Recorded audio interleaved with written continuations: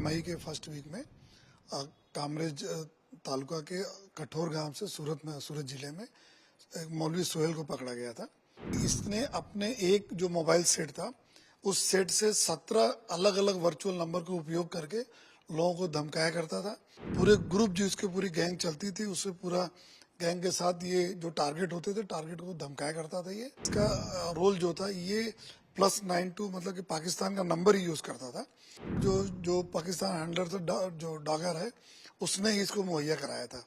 उसके अलावा डागर के अलावा भी जो वहाँ पे अलग अलग प्रकार के जो मॉड्यूल पाकिस्तान में उनको भी ये फॉलो करता था। इसकी उम्र 25 साल है लेकिन काफी ये रेडिकल आदमी है। मई के फर्स्ट वीक में कामरेज तालुका के कठोर गांव से सूरत जिले में एक मौलवी सोहेल को पकड़ा गया था। उसके बाद जो पूरा उसके बाद इंट्रोगेशन और इन्वेस्टिगेशन हुआ तो उसमें बहुत सारी चीजें अपने को जो मिली उसमें इस जो पूरी इनका पूरा मॉड्यूल जो काम करता था अपने देश के अलग अलग राज्यों में जो लोग जुड़े हुए थे उनकी बहुत सारी इन्फॉर्मेशन हमें मिली। उसके अलावा ये खुद सोहेल के पास 2 जो है इलेक्शन कार्ड मिले अलग अलग एपिक नंबर के साथ। और जनरली होता है कि एक ही एपिक नंबर होता है, कहीं 2 जगह से भी इलेक्शन कार्ड निकालते हैं तो एक ही नंबर होता है, लेकिन इसके पास 2 मिले। इसके पास जन्म का जो प्रमाण पत्र होता है वो 2 अलग अलग जगह के मिले। एक सूरत का अलग से मिला और उसके बाद नवापुरा है महाराष्ट्र में वहाँ का अलग मिला। इस पूरे इन्वेस्टिगेशन में जो ये जांच की गई उसमें और भी जो लोग मिले। एक शहनाज करके था जो नेपाल के नंबर से ऑपरेट करता था। उसका जब पुलिस ने उसका नंबर क्रैक किया जो वर्चुअल नंबर को तो मुजफ्फरनगर उसकी हाजिरी थी, वहां पे आया हुआ था। उससे पहले वो नेपाल में रहता था तो मुजफ्फरनगर से अपनी हम लोगों ने इसको भी अरेस्ट किया। जो है अरेस्ट करने के बाद ये पूरा देखा गया कि इसने अपने एक जो मोबाइल सेट था उस सेट से 17 अलग अलग वर्चुअल नंबर का उपयोग करके लोगों को धमकाया करता था और 42 इसके ईमेल आईडी थे अलग अलग। उन नंबरों को जितना अलग अलग ईमेल आईडी और अलग अलग वर्चुअल नंबर से पूरे ग्रुप जो इसके पूरी गैंग चलती थी उससे पूरा गैंग के साथ ये जो टारगेट होते थे टारगेट को धमकाया करता था ये।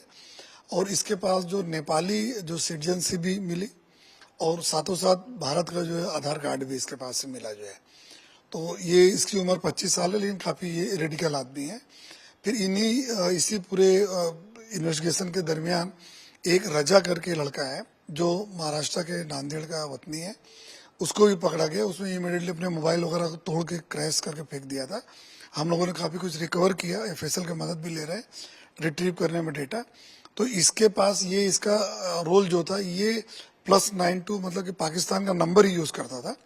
और ये नंबर जो पाकिस्तान हैंडलर था जो डागर है उसने ही इसको मुहैया कराया था और इसी नंबर से वो उनको यूज करता था। उसके अलावा डागर के अलावा भी जो वहाँ पे अलग अलग प्रकार के जो मॉड्यूल पाकिस्तान में उनको भी ये फॉलो करता था। उनके साथ भी ये एक जस बाबा करके है जो भारत देश के विरुद्ध में कुछ न कुछ बोलता रहता है, काफी डेरोगेटरी इसके स्टेटमेंट आते रहते हैं, तो उसमें उनको भी ये फॉलो करता, उसके साथ भी कनेक्ट रहता था ये।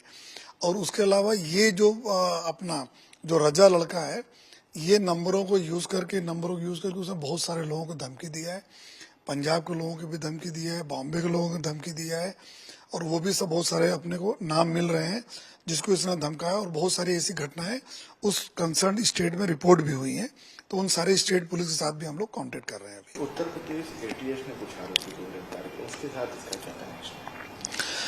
यूपी में जो अभी तक इसके इंट्रोगेशन में बातें आई हैं कि लास्ट ईयर 2023 में यूपी एटीएस ने टेरर फंडिंग का मॉड्यूल बस्ट किया था, तो वो पूरा मॉड्यूल भी जाके डागर से जुड़ता था जो है और वही वहां से हैंडलिंग करता था। और उसके अलावा अभी रिसेंटली यूपी एटीएस ने एक जियाउल हक करके एक को अरेस्ट किया है, तो उसका भी डागर के साथ कांटेक्ट है, ऐसा भी हमारे इन्वेस्टिगेशन में आया है।